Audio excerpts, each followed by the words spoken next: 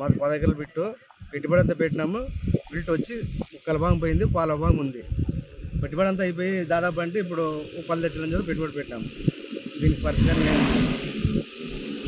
ఏం చేసినా అది కంట్రోల్ కాలే. ఇంకా ముందుగా నిలకట్టుతో ట్యాంక్తో కొట్టిస్తున్నాము.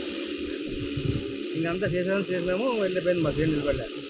అనంతపురం జిల్లా విడమలకల్ మండలము పాతూరు గ్రామము. ఏటాలు ఇదే మెరుపు పెడుతున్నాను నేను. బిల్ట్ వచ్చేది ఒకడు ఎర్రనెల్లి ఒకడు చచ్చిపోవడము అంతా సమస్యలు దండగా ఎదురైతేనే ఉండవు. అమ్మకన్నా రైతు బాబడలా నేలనక పెట్టుబడులు పెట్టి చాలా పోయింది. ఏడు చూస్తే చేనంతా చచ్చిపోవడం వస్తుంది.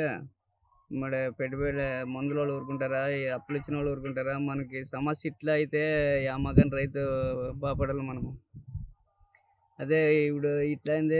గుత్తులు 40,000 గుత్తులు కట్టినామా, 50,000 మందులు కొట్టినామా, ఇటుగా మన గెడాలది సేద్యాలది ఇత్తనాలది అంతా సుమారు కంటే దాదాపు ఎకరాకి 4-5 లక్షలు పెట్టుబడి వచ్చింది. ఇప్పుడు మనం ఏడుదమ్మ కెట్టాలి రైతుకి ఇప్పుడు అనే సమస్య ఇట్లే వారాగా ఉంది. మరి ఎట్లా దీనికి సమస్య యా ప్రభుత్వం ఏడిస్తుంది మనకి అన్న మూమెంట్లోనా మనము చిన్నప్పటి నెల సాకి ఇప్పుడు కనీసం ఇంక 2 బాటలు మందు కొట్టుకుంటే మనం మిరప చెట్లు నిలబడే పొజిషన్లోనే పోతే మనం ఆ రకంగా రైతు బాగుపడదు. ఇంకా ప్రతిసారి ఎర్ర నెలలో ఒకసారి సమస్యలు, ఎరుకుల్లో ఒకసారి, ఇల్లు ఒకసారి మరి ఇట్లే ఉంటే రైతు ఎవడు మనం బాగుపడదు. ఇంకా మాది పాల్తూరు గ్రామం, ఇడపనకల్ మండలము, అనంతపురం జిల్లా.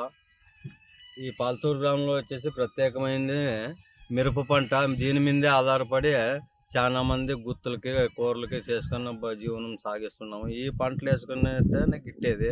దీనికి రేటు తగ్గిస్తారు.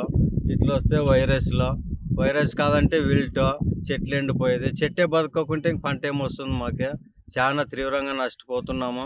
దీని మీద ప్రభుత్వము దృష్టి పెట్టి మిర్చి రైతులని ఆదుకోవాలని నేను మనవి చేసుకుంటున్నాను. పాల్తూరు రైతు.